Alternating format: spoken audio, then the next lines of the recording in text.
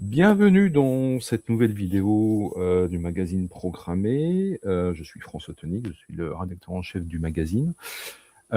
Et on a le plaisir d'accueillir Julien. Julien, bonjour à toi. Est-ce que tu peux te présenter en quelques mots? Bonjour, merci François de m'accueillir. Du coup, je suis Julien Enduré, je suis basé à Nantes.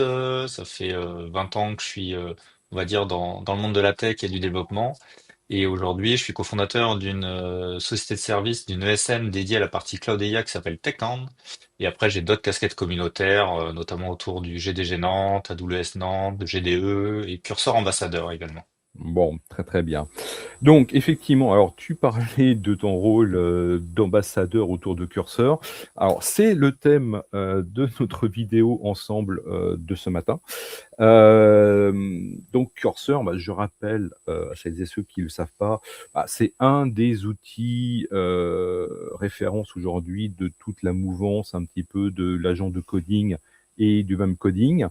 Et le thème effectivement de cette vidéo avec toi, bah, c'est de parler un petit peu de tout ça. Voir un petit peu quel est ton sentiment aussi par rapport à ça et par rapport à ce que tu as connu, ou ce que tu connais aujourd'hui avec les idées plus «traditionnelles» entre guillemets. Et on va faire aussi un petit focus avec toi sur, quelques fonctions, de la V2 de Cursor qui est sortie il y a quelques semaines, et notamment le mode plan qui devient vraiment une des fonctions de référence aujourd'hui, de tout ce genre d'outils. Hem, Comment tu pourrais présenter en quelques mots, Cursor? Bonne question. Je dirais que Cursor, c'est vraiment un IDE donc basé au départ sur VS Code qui a été boosté à l'IA. Donc l'équipe de Cursor a vraiment travaillé pour faire en sorte que il y ait des agents de code qui puissent travailler avec le développeur dans la même fenêtre, dans le même contexte, qui est souvent l'IDE pour le développeur. Donc de pouvoir travailler directement, basé sur le code, les commandes. Voilà, en gros, ce qu'est Cursor, hein, ça a été un des premiers à avoir vraiment un mode agent, on va dire, cohérent. Mmh. Bon, c'est arrivé, voilà, le mode agent, je crois que de mémoire copilote, c'était arrivé en janvier 2025, donc on voit que ça reste quand même tout ça assez récent. C'est un petit disclaimer aussi pour le reste de la Mmh. discussion, parce que finalement, Mmh. les choses évoluent quand même très très vite. Ouais. Alors, bon, aujourd'hui, effectivement, on voit qu'on a plein d'offres aujourd'hui au niveau du marché, que ce soit dans le pur open source, ou que ce soit dans le freemium ou dans, la partie, payante. Hem, Quels seraient pour toi les deux, trois gros concurrents ou alternatives à Cursor que tu vois aujourd'hui? Alors moi, effectivement, il y a un peu plus d'un an, en avril, ouais, on voyait surtout du Windsurf, du Cursor qui arrivait. Donc Mmh. c'est les deux qui arrivaient assez en force sur cette partie-là. Après, vraiment dans la partie IDE, on retrouve quand même beaucoup du copilote dans pas mal d'organisations, puisqu'effectivement, ils ont aussi tout ce qu'il faut au niveau entreprise, on va dire, pour assurer la non-divulgation du code, voilà, un certain nombre de paramétrages aussi d'un point de vue organisation et pas juste personne par personne. Donc c'est vrai que c'est intéressant de voir ça au niveau de copilote. Voilà, et après on a d'autres acteurs comme un Cloud Code par exemple, donc qui est moins intégré dans l'IDE. Alors il y a des plugins Mmh. ou ce genre de choses hein, pour l'ajouter, mais plutôt en mode CLI. Il y a eu Gemini CLI aussi. Et puis dernièrement, il y a eu le nouveau là qui arrive avec Gemini 3 qui est Anysphere de Google. Mmh. Bon, à voir ce que ça donne quoi. Mmh. Alors toi, en fait, qu'est-ce que tu préfères comme approche? Est-ce que c'est plutôt en pur CLI, donc dans son terminal? Est-ce que c'est l'intégration avec un IDE comme du VS Code ou d'autres? Ou est-ce que c'est utiliser, ce qu'on pourrait appeler le standalone en fait, de l'outil? Ouais, pardon, j'ai fait une faute, j'ai dit Anysphere. Anysphere, c'est la boîte qui a fait Mmh. Cursor, c'est Antigravity, le dernier de Oui, Google, pardon. ouais, c'est ça, oui. Euh, effectivement, ce qui est intéressant de reprendre, c'est aussi, on va dire, les différentes générations. C'est-à-dire qu'au Mmh. début, on a les agents de code qui nous aident un petit peu dans l'IDE au tout début. Donc, en gros, on peut avoir un mode où alors on duplique son code dans un chat GPT, donc le mode ask. En gros, on pose une question, on a une Mmh. réponse. On peut avoir un bout de code, on fait copier-coller dans son IDE ou ailleurs. Ça fonctionne. Donc ça, c'était les premières générations. Deuxième génération, c'était plutôt quand même un truc plus intégré dans l'IDE où si on avait un commentaire ou si on commençait à taper du code, on a la complétion qui arrivait. Donc ça, c'est là où Cursor aussi est pas mal arrivé sur la partie tab. Ils avaient même sorti du coup un petit peu comme ce qu'avait fait Stack Overflow avec juste trois touches, CTRL-C, Mm, CTRL-V pour Stack Overflow. Bah, Cursor avait sorti aussi l'idée d'avoir juste un tab qui brillait et qu'on branche en USB et on fait mm, juste tab, tab, tab, tab pour compléter son code. Donc ça, c'est la deuxième génération où en fait on a quelqu'un dans l'IDE qui t'aide. Après, on a la troisième génération où là, on peut être soit avec des choses plutôt en ligne de commande ou alors dans l'IDE qui sont les modes agents de façon synchrone. Donc là, on reste sur son poste finalement. On peut faire des reviews de ce qui a été généré. Et puis, il y a la quatrième génération. Alors, est-ce que ça va marcher ou pas, mais qui est l'idée de faire la même chose, mais de façon asynchrone. Donc là, par exemple, déclarer une issue sur GitHub et puis on assigne copilote et puis mm, on aura une PR. Pareil, Cursor, on peut l'ajouter par exemple dans Slack. On prend un thread Slack de discussion autour d'une feature, on dit à Cursor, vas-y, implémente-le, et hop, il va venir faire une PR sur notre repo. Donc là, on est vraiment de façon asynchrone. Moi, mm, globalement, en tant que développeur, j'aime bien toujours l'usage d'un IDE. Je reste attaché à ça. Et finalement, du coup, c'est peut-être pour ça aussi que j'aime bien Cursor, hein, c'est qu'on reste quand même dans un mode IDE, même si ils essayent de plus en plus à certains moments, de cacher l'IDE, puisqu'effectivement, dans les phases vraiment de réflexion, il y a moins d'intérêt à voir l'IDE et tous les fichiers qui bougent. mm, Donc il y a aussi différents panels. Voilà, là en haut, on est sur le panel éditeur. Ils ont un panel vraiment agent pour juste avoir mm, vraiment cette partie agent et cacher un petit peu mm, l'édition des fichiers. Alors on peut quand même revenir dessus après derrière, hein. Mais voilà, il y a mm, cette mm, idée-là aussi de mm, pouvoir masquer un peu plus cette partie-là et de gérer mm, différents agents qui sont peut-être en parallèle de façon asynchrone. Bon, mm. est-ce que ça Ouais, marchera? mm, Je sais pas, mais moi j'aime bien la partie IDE aujourd'hui. mm. Alors, est-ce que je peux juste te proposer de passer en mode clair? Parce que le mode sombre, en Ah oui, fait, il passe un petit peu moins bien en stream. Euh, exact. ouais. Donc c'est ce Il petit l'a fait ou souci, ça, pas? parfois. Non, là, on est toujours en mode sombre. Ouais. Tic, tic. Non, ça c'est le key binding. Euh, je vais ajouter un. Alors, en attendant que tu repasses effectivement en mode clair, donc effectivement, ça, c'est très intéressant ce que tu dis là, parce qu'on a vraiment les tendances au niveau de la CLI. Bon, effectivement, on le voit avec du Gemini, on le voit avec Claude Code. Moi, c'est vrai que quand nous, on teste un petit peu à des modèles ou même des agents, c'est vrai qu'on préfère à l'intégration avec un IDE comme du VS Code, et ça fonctionne d'ailleurs plutôt pas mal du tout. Là, dernièrement, on a testé la nouvelle fonction de VS Code avec du copilote qui permet de présélectionner automatiquement des modèles euh, et sa capacité effectivement à adapter le modèle selon un contexte précis euh, et, et l'usage en fait que l'on peut en faire. Et ça c'est assez intéressant effectivement à ce niveau-là. Après, J'essaie de ouais. trouver le. Je Ah, beaucoup en mode dark. j'ai vu un default layer traîner quelque part. Donc, alors, est-ce que c'est Euh, ça? Alors effectivement, un des défauts, je trouve, que de VS Code et des outils qui dérivent, c'est parfois la complexité des settings, en fait, la complexité des paramètres, parce qu'on ne trouve pas forcément tout de suite. ouais, Mais bon, après, effectivement, là je suis. Je sais pas. bon, Euh, bon, écoute, on va essayer de faire ça comme ça, c'est pas grave. Euh, alors effectivement, tu disais que parfois il est bon de ne pas se focaliser sur l'IDE, mais de s'en passer un petit peu, en tout cas de le masquer. Euh, Est-ce que c'est un petit peu la philosophie de la fonction de mode plan qui a été introduite dans Cursor mais il y a quelques semaines? Ouais, alors c'est vrai qu'on parle beaucoup de ça, c'est un papier de GitHub qui est sorti, je crois que c'est en septembre, la partie un peu Mm, Spec Driven Development avec Spec Kit, etc. Qui est l'idée de se dire qu'aujourd'hui, effectivement, quand on prompt en mode agent, on donne du contexte le plus possible du coup à son agent de code, mais bon, on sait jamais trop potentiellement les raccourcis qu'il va effectuer. Et donc c'est là où c'est intéressant d'avoir cette partie-là un petit peu où on revient à vraiment des bases un petit peu d'ingénierie, c'est-à-dire décomposer un gros problème en sous-problèmes, peut-être réfléchir, essayer de voir s'il n'y a pas des hypothèses qui ont été prises par l'agent de code, et donc peut-être réfléchir à ces hypothèses-là avant.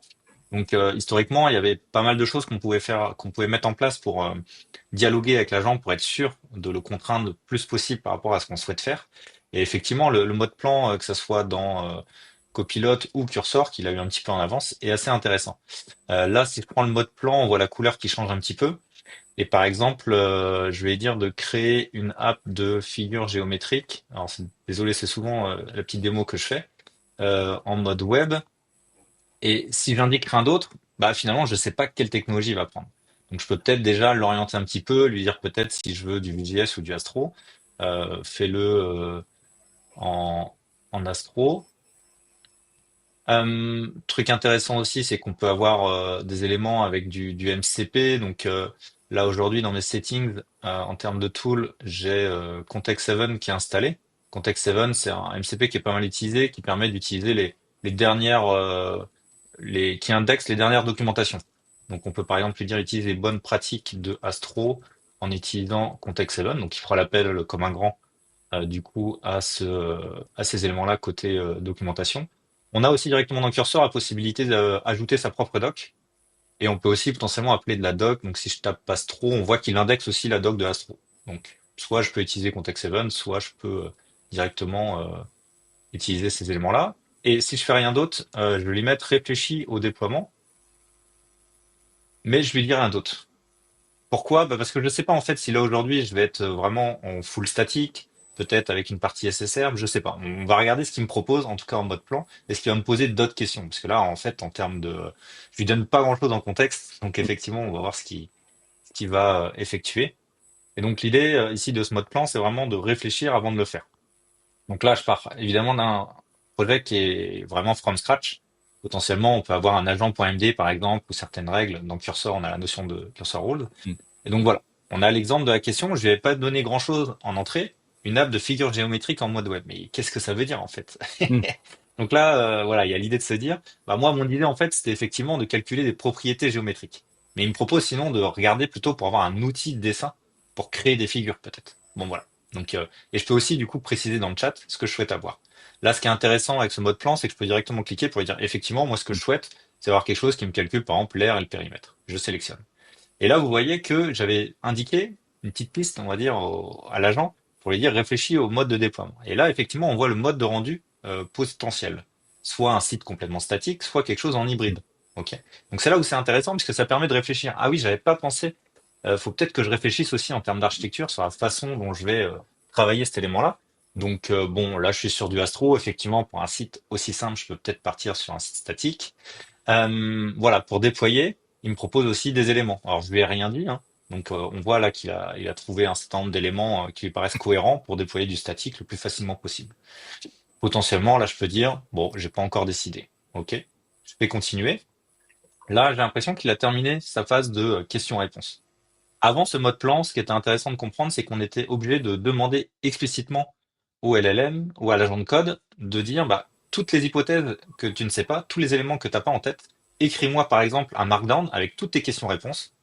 Il écrivait un markdown, après on allait dedans, on répondait aux différentes questions et on revenait dans le chat en remettant le lien vers le fichier pour lui dire bah, voici toutes les hypothèses de mon projet et du coup comment ça implémenter. Là on voit que le mode plan ça permet vraiment de gagner un peu de temps. Il peut poser des questions auxquelles on n'aurait pas pensé.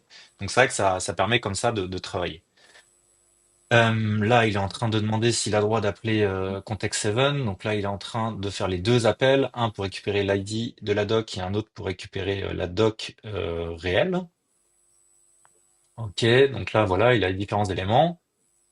Il est en train de définir justement le mode plan, donc de planifier ce qu'il va effectuer. Et donc voilà, la to-do va se mettre en Mm. place. Donc on voit un petit peu le résultat là sous forme de Markdown. Donc je veux un Mm. calculateur de figures géométriques avec Astro. On voit qu'il met différents éléments sur bah, les figures qu'il va implémenter. Donc là, on voit rapidement, je vais bouger le curseur Mm. juste après. Il me donne pas mal d'infos. Et d'ailleurs, Ouais. ces infos-là, on peut aussi les réutiliser pour Mm. finalement construire son Mm. agent.md quand c'est la première fois. Mm. Oui, Donc là, donc en fait, là, ce qui est très intéressant avec la démo que tu nous fais, c'est que au lieu de faire ça un petit peu en mode bourrin, en brut de décoffrage, effectivement, il va plutôt découper ta demande par, par step, en fait, par des étapes. Et comme tu nous l'as bien dit, s'il a besoin de compléments pour préciser quelques points, il te demande que tu lui précises qu'est-ce que tu veux, en fait. C'est ça? Exactement, D'accord. Euh, exactement. d'accord. Oui, bah, en fait, si on peut résumer le mode plan, c'est une sorte de to-do list step by step de ce qu'on lui demande. Exactement. Et puis il réaffiche les hypothèses. Donc typiquement, là, Hmm, on lui a demandé des figures géométriques à implémenter. Et là, on voit qu'en fait, il me sort des figures 2D et des figures 3D. Et mhm, potentiellement, moi, je peux du coup raffiner ce plan-là pour lui dire, bah, enlève les figures 3D parce que, je sais pas, j'en ai pas besoin. Et donc, il va du coup retravailler un petit peu à la fois la description de ce qu'il a hmm. et ce qu'il avait planifié. Ouais. Donc là, il va mettre à jour le plan. Donc il va évidemment enlever la description, donc le markdown là, qui est décrit, mais il va aussi, donc dans sa réflexion, dans ce qu'il avait à faire, enlever du coup les figures 3D. Mhm, Donc on va voir qu'il va ouais. redéfinir ces éléments-là. Hmm, Et donc maintenant ici, je vois un petit peu mes éléments et je vois que j'ai hmm, que des figures 2D. hmm, hmm. Ok. Et donc, quand là, on lui demande de fonctionner comme ça, effectivement, en mode plan, il génère étape par étape et tu valides chaque étape ou il fait le tout d'un seul coup? Alors ça, c'est une bonne question. De base, si je lui dis juste build avec le bouton là en Hmm, haut, il va essayer de tout faire. Mais après, ce qu'on peut aussi travailler avec lui, c'est lui dire potentiellement de travailler étape par étape, de lui hmm, dire bah euh, euh, après chaque étape demande mon accord ou laisse-moi faire une revue ou hmm, fais une revue.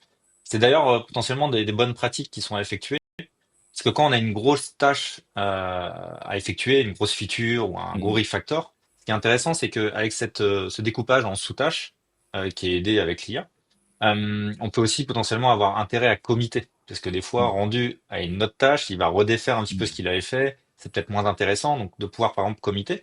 Il y a aussi l'idée que peut-être après chaque élément de la to-do, on lui demande de lancer par exemple des tests, que ce soit un NPM run test ou des tests en Java, etc. Pour être sûr que bah, ce qu'il est en train de modifier reste cohérent d'étape en étape. Donc d'avoir quand même quelque chose de cohérent. L'idée aussi, c'est, j'ai dit comité, c'est aussi l'idée dans ce plan MD de pouvoir potentiellement le sauvegarder, puisque peut-être que j'aurai pas tout le temps dans la journée sur mon poste de faire ça. Donc peut-être qu'il faut que je le partage aussi à l'équipe, parce que peut-être que quelqu'un va reprendre mon travail demain pour pouvoir continuer justement cette to-do list. Donc ça qui est intéressant aussi avec le fait d'avoir le plan qui est vraiment du coup détaillé en Markdown et que je peux sauvegarder, on peut aussi du coup finalement le partager. Donc ça c'est quelque chose ouais. Hmm, qui est intéressant. ouais. Ah, et ce qui est aussi intéressant, c'est que si par exemple on passe à autre chose, il conserve l'état du plan qu'on est en train de faire. Tout à fait. Alors, il y a souvent ces mécanismes de récupérer un chat passé Hmm, dans les IDE comme ça, boosté à l'IA. Mais effectivement, ce qui peut être intéressant, c'est de, voilà, on a quand même quelque chose de cohérent pour l'instant sur notre projet. On n'est pas obligé de reprendre les chats de la semaine dernière pour pouvoir continuer à travailler. Ouais, tout à ouais. fait. Ouais. Donc en fait, si l'on résume un petit peu dans quelques mots, le mode plan, il permet vraiment d'affiner, en tout cas de mieux découper une demande complexe ou une demande imprécise. Tout à fait, tout à C'est fait. ça, hein. Et c'est même intéressant, alors sur des petites demandes où on connaît Mm, exactement le contexte du projet, on est capable de faire la revue de code soi-même mm, assez facilement. On veut juste utiliser l'IA pour accélérer. On pourrait le faire nous-mêmes, mais on se dit, bon, voilà, il faut juste changer, je sais pas moi, l'emplacement d'un bouton, une couleur, un petit label ou autre, aucun problème. Mais dès qu'on a quand même un élément où, voilà, même si c'est pas une feature ou un bug fix qui est gros, ce qui est intéressant, c'est qu'il va quand même essayer de scanner l'entièreté de la code base pour voir un petit peu les impacts que ça a. Et on peut avoir soi-même des fois une idée de l'impact, mais en fait, l'idée c'est d'avoir aussi bah, quelqu'un avec soi, d'où le terme de copilote côté GitHub, qui vous aide finalement et qui challenge un petit peu ce que vous aviez mm, en tête. Et du coup, l'IA peut sortir quelque chose, vous pouvez avoir quelque chose en tête, et du coup confronter les deux pour essayer d'avoir le meilleur, puisque bah voilà, l'IA peut aussi se tromper sur certains effets de bord.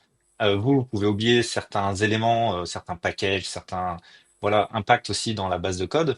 Et mm. c'est vrai qu'avoir bah, à la fois un agent de code qui a l'entièreté de la code base et puis d'autres idées, parce que bah, on sait très bien que les LLM ont voilà parcouru tous les sites internet, lu énormément de choses, donc il y a beaucoup de connaissances.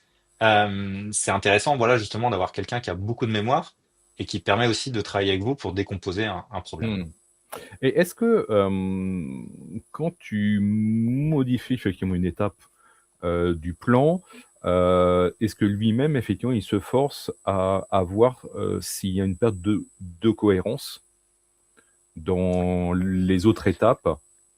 Mmh, pas forcément, pas forcément, c'est là où il faut être vigilant. Mmh, C'est là aussi où, bah, dans les étapes, là, on l'a pas forcément, mais comme j'ai dit tout à l'heure, il y a l'idée d'utiliser un maximum, bah, la façon d'écrire un projet avec la mmh, notion de agent.md. D'ailleurs, on pourrait mmh, peut-être lui dire, pense, d'abord à initier un fichier, agent.md qui décrit du coup pas mal de choses.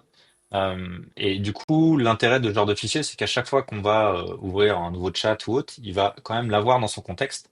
mmh, Et donc, s'il y a des éléments, vraiment des effets de bord qu'on veut absolument vérifier, bah, pas hésiter du coup à bien le documenter déjà dans ce fichier-là. Et il se peut de temps en temps qu'ils l'omettent ou en tout cas oublient un petit peu dans un échange assez long ce fichier-là. Mais en tout cas, on l'a en référence. Donc on peut toujours lui rajouter pour lui dire, ah, je pense pas que là, ce que tu es en train de faire, ça corresponde à mes conventions de code. Recheck mmh, avec le agent.md. Mais voilà, il y a une notion un petit peu de sentiment, comme quand on relit quand on fait une relecture de PR, bah, on se dit, ah, mais il y a quelque chose là qui me va pas, et donc on peut aller rechercher dans le code, etc. Bah, c'est à peu près la même chose avec l'IA. On peut lui dire, bah, là, avec l'agent de code, je trouve que c'est pas forcément cohérent ce que tu es en train de faire. Recheck quand même avec la partie mmh. agent.md qui normalement décrit mon projet. Mmh. Alors tu disais effectivement que dans les 1res générations, mais même, aujourd'hui, on peut remonter en fait, dans les demandes que l'on fait, dans les requêtes. Est-ce qu'on a une notion de versionning du plan qu'on est en train de faire? Oui, potentiellement, on peut le conserver, ce mode plan. Donc ça dépend ce qu'on souhaite le faire, hein, mais on peut vraiment le gérer. On voit aussi Mmh, dans la to-do list qu'on peut potentiellement modifier la to-do list ou ajouter un item. mmh, Donc là, je lui ai dit dans le chat de créer un agent.md, mais potentiellement on pourrait imaginer une tâche qui est bah, pense à faire des tests, parce que là, on voit qu'il n'y a rien qui est fait au niveau des éléments. Donc fais des mmh, tests de calcul des figures géométriques, parce mmh, que c'est bien beau, mais là, ils testent rien. mmh. Donc voilà, on peut ajouter ce genre de choses. Ok. D'accord, Donc ça qui est intéressant. Et on ouais. peut aussi, du coup, le partager, le Mmh, comité. Après, ce qui n'est pas mmh, toujours évident, c'est si on est rendu à la tâche, je sais pas moi, numéro 6 et qu'on mmh. rajoute quelque chose à la tâche 2, bon, Ouais, forcément, il va être un peu perdu. ouais, ouais, Mais, ouais, ouais. euh, mais c'est vrai aussi, si Mmh, on avait une équipe de développement, on était plusieurs, et ensemble, François, on développait. Si mmh, toi, tu es rendu à la tâche 5 et je te dis, ah, au fait, dans la tâche 2 il fallait changer ça, mmh. bah, du coup, faut reprendre le travail, quoi. Ouais, ouais. Ça, c'est intéressant ce que tu dis là, bah, par rapport effectivement aux équipes. Moi, je vois bien l'intérêt du mode plan quand effectivement on est plusieurs, à travailler sur un même projet. On partage le même plan et donc on peut vraiment avoir une interactivité vraiment autour de ce que l'on est en train de faire avec une base commune, en fait. Mm. Ouais, tout à fait. D'accord. Alors la question bonus qui, je pense, est Et en pendant tête, qu'on continue de ouais, discuter, je vais lancer le build quand même, parce que ouais, je suis toujours curieux de d'accord, voir ouais, ce qu'ils ouais. vont faire. L'autre question, qui peut se poser et je pense que vous êtes nombreux effectivement à vous la poser aussi, est-ce que le mode plan, de curseur peut être partagé avec un autre outil ou est-ce que malheureusement l'interop est encore, bah, un petit peu limite?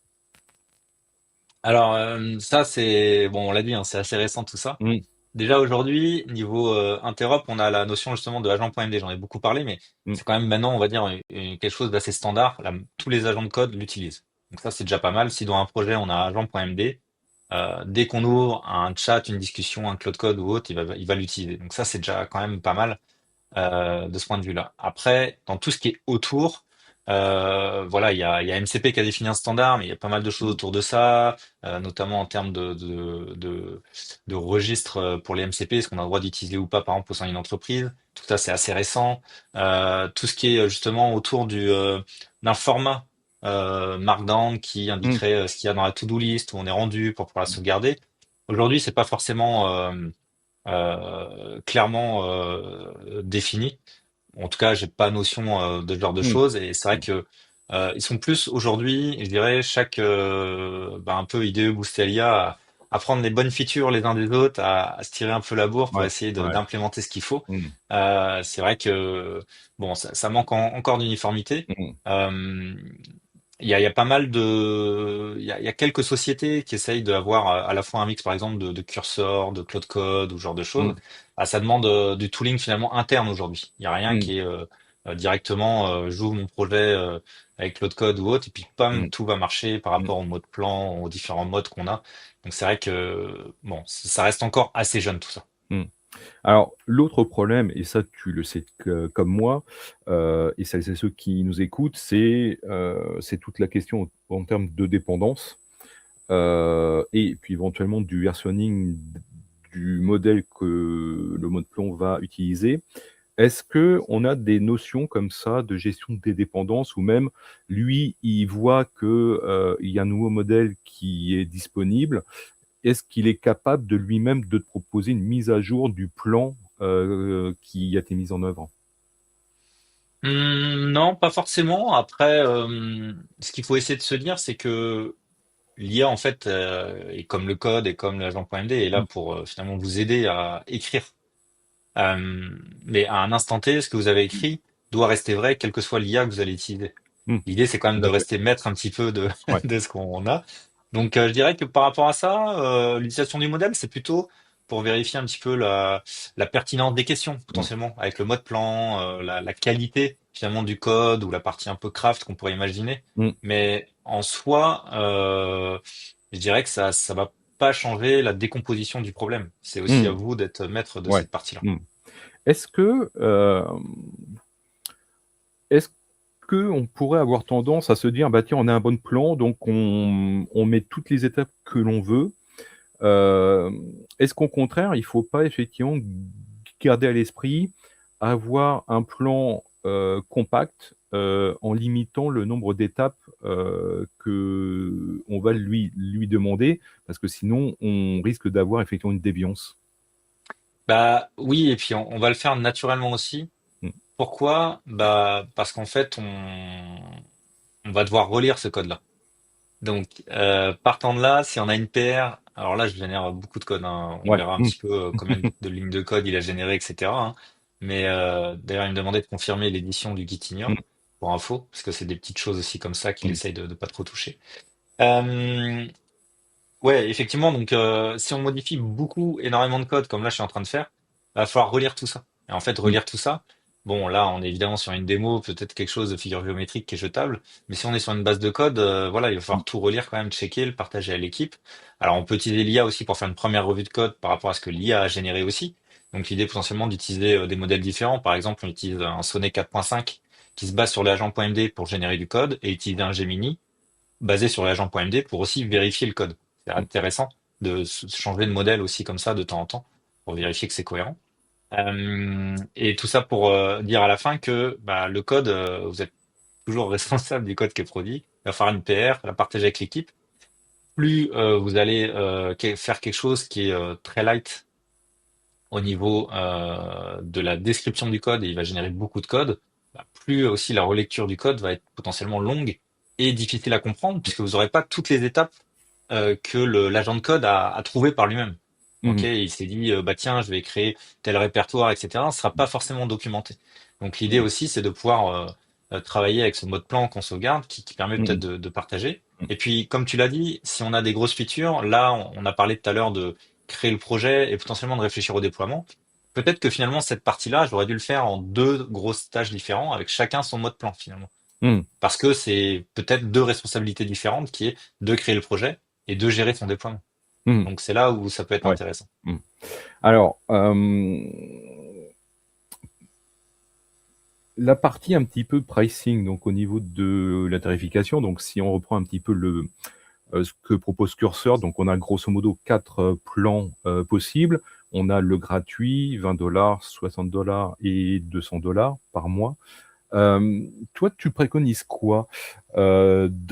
d'avoir effectivement un plan payant pour ne pas être limité au niveau des requêtes, mais des générations?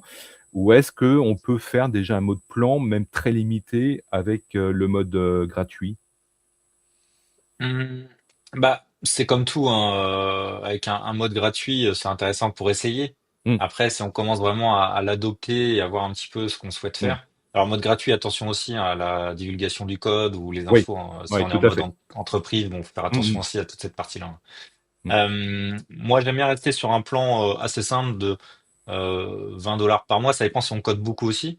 Oui. Moi, j'ai Mmh. des journées de dev, on va dire 2, 3 jours par semaine. C'est pas Mmh. non plus tous les jours. Mmh. Donc l'usage est aussi un peu différent. Oui. Et c'est là aussi où aujourd'hui on a un mode auto qui existe côté souvent dans les idéaux de code, hein, et ça existe aussi sur Copilot, qui permet potentiellement de choisir le bon modèle, mais aussi d'économiser potentiellement en request. Mmh. Souvent, ça coûte un peu moins cher d'être en mode auto. Mmh.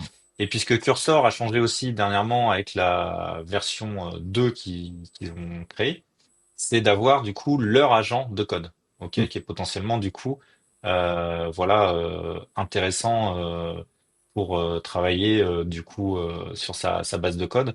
Et je pense qu'à terme, il sera sûrement aussi dans son utilisation Mmh. moins cher qu'un autre, puisqu'ils ont moins de dépendance du coup à gérer ce modèle-là. Ouais. Mmh. Oui, en fait, moi, je rappelle que quand vous utilisez un mode gratuit, que ce soit dans du Copilot ou que ce soit, du Cursor et cetera, en général, vous avez toujours des quotas, limités.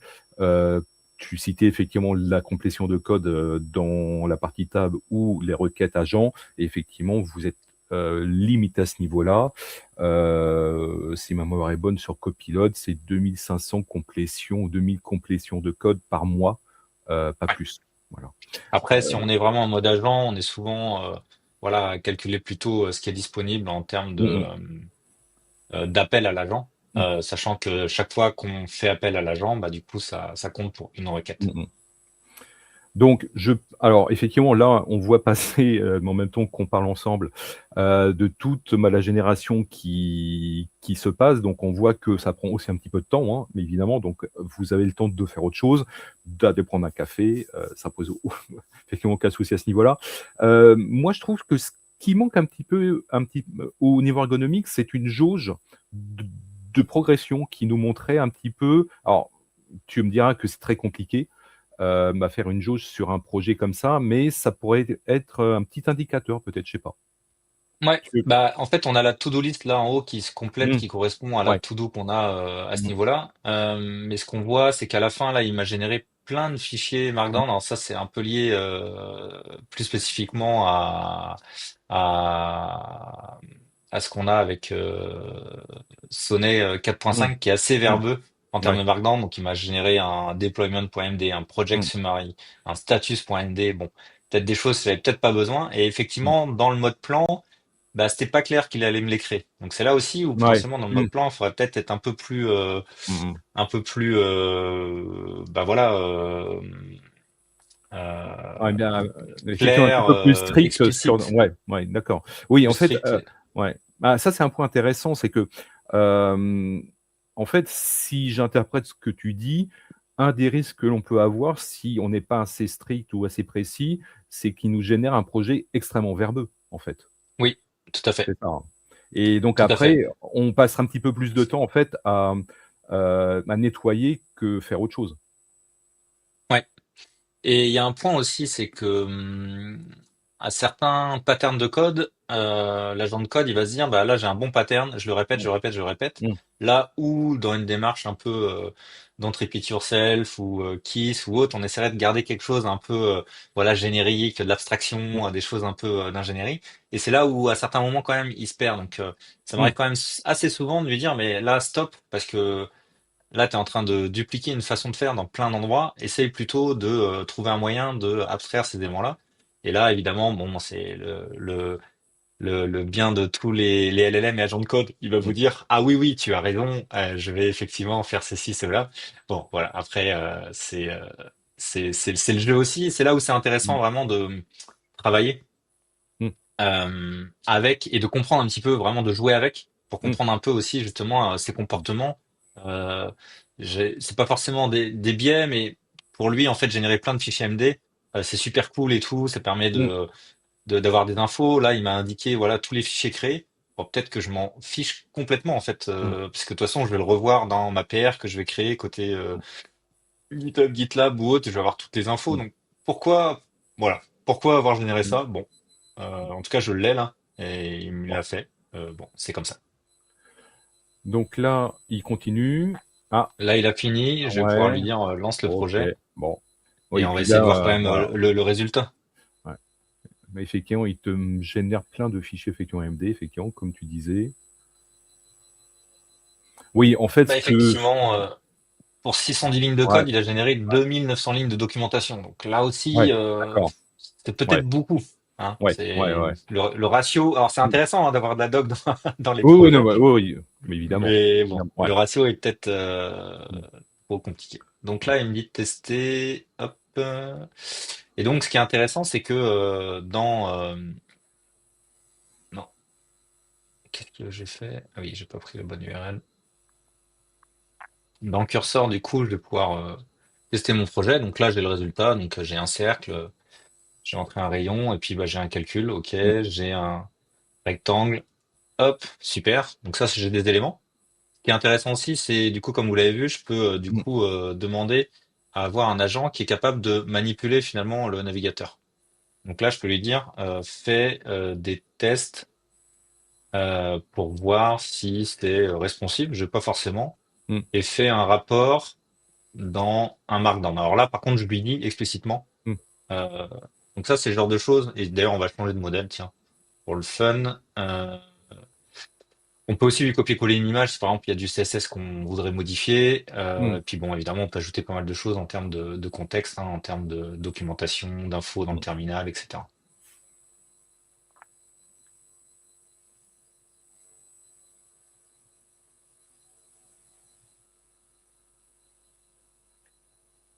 Donc ça, c'est des features aussi qui arrivent de plus en plus, c'est Ouais. de avoir la gestion, la compréhension du terminal, la compréhension du Mm. navigateur, de pouvoir travailler justement cette partie-là pour pouvoir bah, améliorer finalement le cycle de développement et ne pas du coup avoir ce phénomène de changement de contexte où Ouais. on ouvre une autre page web, on se connecte, on voit qu'il y a une erreur, on fait une capture d'écran, on revient dans son IDE, on le colle, on travaille, etc., etc. Donc l'idée aussi de travailler sur toute cette partie-là,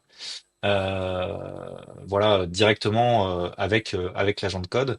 Et on voit aussi donc sur la partie agent, on voit tout à l'heure que j'avais du coup cette partie-là qui a été faite, et là, il est en train de travailler sur un autre élément, et je peux potentiellement lancer un autre agent. L'autre particularité aussi qu'ils ont ajouté dans la version 2, c'est la capacité euh, de sélectionner plusieurs modèles en mode worktree, donc il va créer une branche pour chacun des modèles. Donc on peut imaginer mettre des modèles un petit peu en parallèle pour le même Mm. prompt, voir le résultat. Bon, ils ont changé aussi la capacité aussi de plus en plus d'utiliser finalement la voix quand on interagit en fait avec bah, Cursor, puisqu'on voit que c'est pas mal de prompts. Donc, si on veut donner plus d'éléments, peut-être que la voix peut être aussi pratique que l'écrit pour pouvoir voilà indiquer bah, une spécification, que ce soit technique, fonctionnelle, des comportements, etc. Peut-être que la voix est aussi bien comme si on faisait voilà une discussion entre membres de l'équipe pour savoir comment on va voilà réussir à coder bah, une nouvelle feature ou un bug, ce genre de choses. Est-ce que tu conseilles une configuration spécifique ou des critères effectivement à prendre en compte quand tu utilises Curseur ou t'as pas de conseils plus que ça? Euh, à part bah, la notion un petit peu de contexte engineering, c'est-à-dire bien avoir, si on travaille par exemple sur une base de code en particulier et Mm, qu'on sait que c'est une page en particulier, bah, quand on va ouvrir le chat, il va essayer de garder évidemment en contexte la page qui est ouverte, mais on peut mm, aussi lui préciser certains fichiers précisément. mm, Donc c'est là où c'est intéressant. Donc toute la partie contexte engineering, donc les fichiers courants, si on va y faire référence, ou l'erreur dans le terminal pour être sûr qu'il l'a bien en tête, le agent.md qui est, on va dire aujourd'hui, bah, obligatoire pour être sûr qu'il ait du contexte. Euh, Potentiellement, si on est assez mature justement qu'on a commencé à jouer avec ces éléments-là, potentiellement regarder sur certains éléments côté MCP. pour pouvoir potentiellement, pareil aussi, rester dans son IDE et potentiellement lui dire, bah, va chercher l'issue 257 que je dois faire et en mode plan, justement, trouve-moi des éléments. Voilà, les éléments à effectuer ou peut-être trouve-moi s'il n'y a pas un élément particulier par rapport à ça. On peut aussi pas mal travailler sur la partie, comme je disais, revue de code. Pas hésiter aussi à lui indiquer comment faire ses tests. Pas oublier de committer régulièrement aussi. Moi, j'aime bien côté agent de code avoir la main sur le commit. Je sais pas Mmh. pourquoi, mais en tout cas aujourd'hui, j'aime bien garder la main sur cette partie-là. Parce qu'on peut aussi lui dire, bah à chaque étape, commit toi-même. Et du Mmh. coup, faire le rollback, etc. Ouais. Moi, j'aime bien vu on reste en mode synchrone. Mmh J'aime bien du mh, mmh. coup quand on est en synchrone, bah regarder un petit peu et avoir la main du coup sur quand je vais Mmh mh, mmh. committer. Après tout ça, ça fait partie finalement Ouais. de bonnes pratiques qu'on retrouve du coup aujourd'hui Mmh. ouais dans pas mal de documentation, hein. Bon. Mmh. Alors, tu as fait une demande effectivement de génération AMD. Tu penses qu'il a fini ou pas encore? Bonne question. On peut regarder le Ouais, mode agent ouais, ici. Il me dit qu'il a fini. Je peux faire un petit preview. ouais. Donc il me dit qu'en desktop, potentiellement, ça a l'air plutôt correct. Il m'a pas fait un. De temps en temps, il sort une petite grille. Mmh. Donc là, potentiellement, ce que je peux faire, c'est retourner dans le chat et lui dire, je m'attendais à avoir une grille d'évaluation. euh, En conclusion. Allez, Mmh. je m'embête pas trop, hein, juste pour la Mmh, démo, ah ouais, mais ouais. Mmh. euh, et après, ce qui est aussi en mon petit conseil, petite astuce qui Mmh. arrive de temps en temps, c'est au début quand on démarre justement à cette partie génération de code, c'est se dire qu'à certains moments, l'agent de code va, je dirais pas planter, mais en fait, il va un petit peu boucler ou recréer toujours un peu la même chose et qui te paraît décevant, qui te paraît Mmh. pas cohérent. Donc c'est là où c'est intéressant d'avoir en tête que on a vraiment la jonction de deux cerveaux. Le cerveau du robot qui est finalement le modèle. Donc pas Mmh. hésiter à changer de modèle. On est Mmh. peut-être là sur, je sais pas moi, un sonnet qui est complètement perdu dans les fichiers, etc. Donc pas hésiter à rouvrir un chat, reprendre et essayer peut-être avec Mmh. un autre modèle, un Ouais. Gemini ou autre. Donc changer un peu le Mmh mh. cerveau côté robot. Et D'accord. l'autre côté, c'est plutôt modifier le cerveau qu'on a côté humain. Peut-être que le Mmh. prompt qu'on a envoyé, il n'est pas du tout clair finalement pour un LLM. Donc potentiellement changer la façon dont on le décompose. Donc là, c'est vrai que le mode plan maintenant aide beaucoup pour ça. Mais quand on Mmh. l'avait pas, c'était quand même intéressant de peut-être redécomposer ce qu'on attend. Peut-être qu'il y a des mots en français qui sont pas toujours Mmh. assez stricts, comme on a parlé Ouais. tout à l'heure. Mmh. Donc peut-être qu'en anglais, mettre un must va Mmh. peut-être forcer le LLM en le Mmh. mettant en majuscule. Ouais, Bon voilà, tout ça, ouais, c'est de la gestion finalement ouais, de prompt engineering, context ouais, engineering. ouais. Mais voilà, c'est Mmh. intéressant d'avoir Ouais. ça en tête. Alors ça, c'était effectivement une bonne question. Là, tu faisais, effectivement ton plan, mais tes demandes en français. Est-ce que tu vois une différence de précision entre l'anglais et le français? Parce qu'effectivement, quand on développe, bah, c'est beaucoup en anglais quand même et on a quand même l'impression que l'anglais est parfois un petit peu plus précis, en tout cas plus concis plutôt que le français. Est-ce que tu conseilles l'un ou l'autre ou l'anglais pour toi reste une bonne approche dans certains cas? Euh, je trouve que de plus en plus en français, j'y arrive très bien. Mmh, C'était pas forcément le cas, je dirais, il y a 6 mois, il y a un an. Je trouve dernièrement que ça marche plutôt bien, qu'on commence à avoir ouais, une compréhension comme l'anglais. mmh, Là-dessus, ouais, je suis pas fermé aujourd'hui à essayer de d'écrire plus en français. mmh, Euh, En fait, avec les derniers modèles, que ce soit Sonnet 4.5 ou un Gemini 3, mmh. je vois pas tant que ça de différence aujourd'hui. Donc D'accord. Mmh, peut-être à continuer de tester. C'était mmh. peut-être un peu plus vrai avant. Oui, Après, oui, c'est avant, juste oui. aussi en Ouais. français. Mmh. En français aussi, on a effectivement une façon de présenter les choses. Bon, comme d'habitude aussi, il y a l'histoire de dire s'il te plaît, merci, Ouais, ouais, ouais. Mmh, voilà, ajouter de la politesse qui est pas forcément nécessaire, mais aussi la façon, le j'aimerais. mmh, J'aimerais que tu. Bah Mmh. lui, du coup, il va pas prendre exactement mot Ouais. pour mot ce qu'on a Mmh. écrit. Donc, ne pas Mmh. hésiter à dire tu dois, Mmh. mais voilà. Ne pas hésiter aussi à lui indiquer bah, ce qu'on souhaite, ne touche Mmh. pas à tel répertoire ou à tel Mmh. fichier. Ou effectivement, quand on n'avait pas le mode plan aussi à chaque fois, pour faire le mode plan, on était en mode agent et à chaque fois on finissait par ne modifie aucun code pour Ouais. essayer de Ouais, ouais. faire en Mmh. sorte qu'il Mmh mh. réfléchisse, qu'il pose des questions. Donc non, la partie français-anglais aujourd'hui, je vois pas tant que ça de différence. D'accord. Alors, on voit que, il t'a généré ta grille. Ouais. Il m'a généré ma petite grille d'évaluation Voilà. finale avec du excellent pour un résultat global sur le layout Mmh. et la grille. Par contre, Mmh. en termes de navigation, il appelle ça conforme. Donc après, il faudrait regarder Bon. plus en Ouais. détail ce que ça donne. Il donne quand même quelques recommandations Ouais. mineures. Bon, Mmh. à regarder quoi. Bon, très, très bien. Bah, écoute, je pense qu'on a fait déjà un bon petit tour du mode plan, et des quelques autres nouveautés de Cursor 2. Voilà, parce que le temps passe, on est déjà à 45 minutes et oui, hein. Hem, J'espère que ça vous aura plu. En tout cas, merci à toi Julien, parce que je trouve qu'on a fait une bonne plongée un petit peu dans le mode plan, comment ça fonctionne, son intérêt et comment effectivement on peut interagir, selon les étapes. Donc c'était, extrêmement intéressant et très pédagogique à ce niveau-là. En tout cas, un grand merci à toi. Si vous vous posez des questions sur Curseur et le mode Clos de Curseur, le plus simple, c'est quoi? Bah, c'est le site officiel. Oui, ils ont refondu un petit peu la doc, donc il y a pas mal d'infos. Ils ont un Slack et ils ont aussi un forum où c'est très Mmh. actif. Il y a beaucoup d'ambassadeurs sur le forum aussi Mmh. de Cursor où ils donnent beaucoup d'infos. Ouais, tout à fait. Ouais. Très, très bien. Bien évidemment, vous retrouverez les autres vidéos, sur notre chaîne, YouTube de Programmer, bien entendu, les podcasts sur Rocha, sur, Spotify et cetera.